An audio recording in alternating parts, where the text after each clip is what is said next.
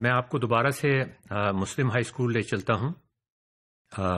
ابھی ہم primary school میں ہی میں سمجھیں آپ کے میں پڑھ رہا ہوں، اور آپ کو یاد ہے کہ میں نے آپ کو پہلے کہانی میں سنایا تھا کہ مجھے ٹرانسفر کر دیا گیا تھا ایک ایسے سیکشن میں جہاں پہ بچے مختلف طریقے سے سیکھتے تھے، یا اس زمانے کی ٹرمینالوجی میں وہ کمزور تھے، وہ کسی وجہ سے کچھ ان کو ڈسیبلٹیز تھیں، فزیکل ڈسیبلٹیز نہیں تھیں، مینٹل ڈسیبلٹیز تھیں، کسی وجہ سے انہیں میتھ سمجھ نہیں آتا تھا، کسی وجہ سے میں بھی اس میں شامل تھا، انگلش سمجھ نہیں آتی تھی، ڈکٹیشن سمجھ نہیں آتا تھا، تو ان کو ایک الگ کیٹیگری میں، ایک الگ سیکشن میں انہوں نے ڈال دیا تھا۔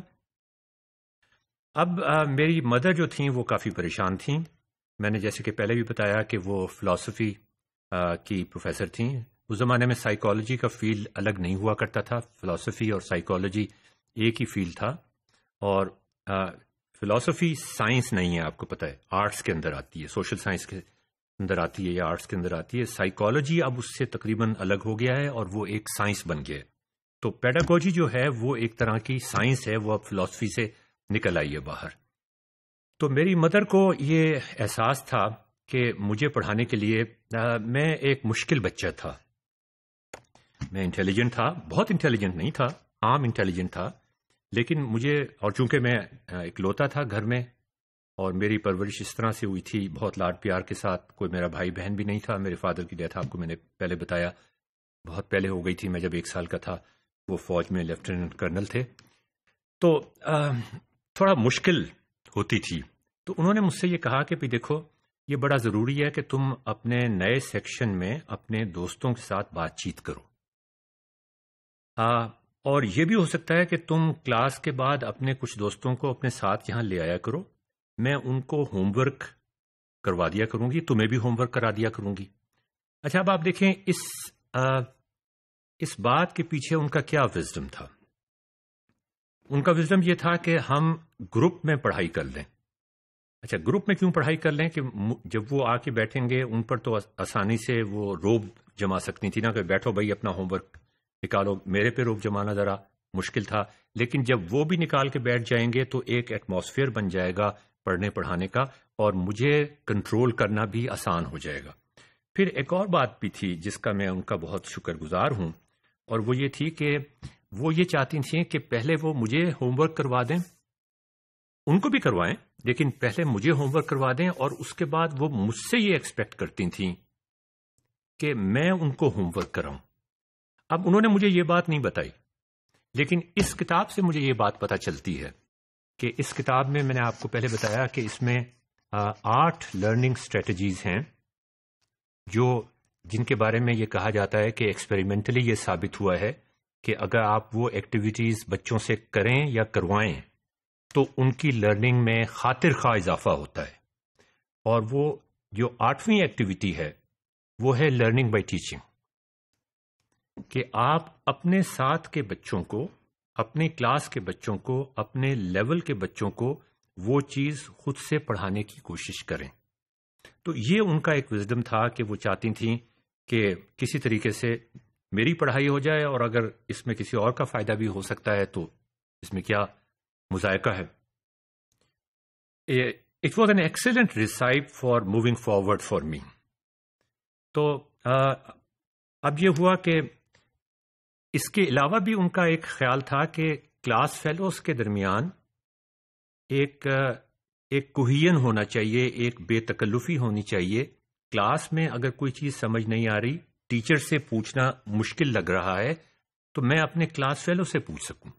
کلاس فیلو سے چونکہ پوچھنا آسان ہوتا ہے، بے تکلفی ہوتی ہے، اس لیے وہ بات جو میں ٹیچر سے نہیں پوچھ سکتا وہ میں کلاس فیلو سے پوچھ سکتا ہوں۔ اچھا، مزے کی بات یہ کہ یہ بات مجھے بعد میں، اب جب میں نے پچھلے 10 سالوں میں سائیکالوجی آف لرننگ اور ٹیکنالوجی ان ایجوکیشن پڑھنا شروع کیا، تو اس بات کو سوشل پریزنس کہا جاتا ہے۔ اگین آپ ڈیفینیشنز پہ نہ جائیے۔ سوشل پریزنس کا مطلب یہ ہے کہ بچے جو کلاس میں بیٹھے ہوتے ہیں، کسی گروپ میں بیٹھے ہوئے ہوتے ہیں، فزیکلی بیٹھے ہوئے ہوتے ہیں یا آن لائن بیٹھے ہوئے ہوتے ہیں، ان کو ایک سوشل پریزنس کا احساس ہونا بہت ضروری ہے۔